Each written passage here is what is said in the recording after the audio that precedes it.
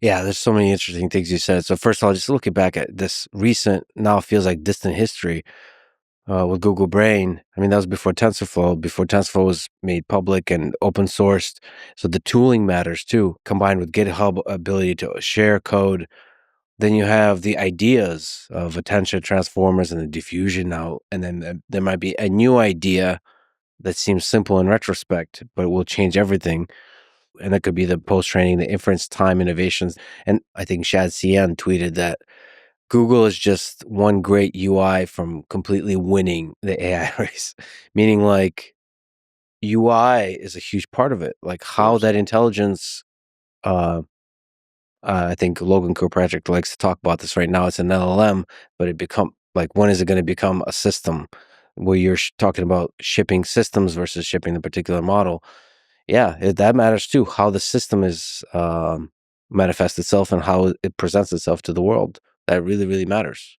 Oh, hugely so. There are simple UI innovations which have changed the world, right? And I absolutely think so.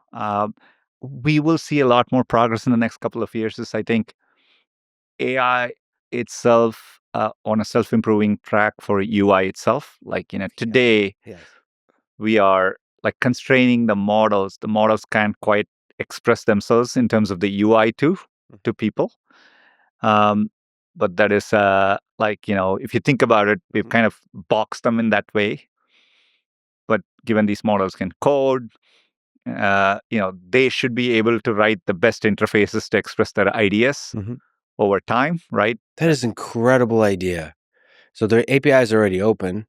So you can create a really nice agentic system that continuously improves the way you can be talking to an AI. Yeah. But a lot of that is the interface. And then, of course, the incredible multimodal aspect of the interface that Google's been pushing. These models are natively multimodal. They can easily take content from any format, put it in any format. They can write a good user interface. They probably understand your preferences better than over time. And so all this is like the evolution ahead, right? And so that goes back to where we started the conversation. I think there'll be dramatic evolutions in the years ahead.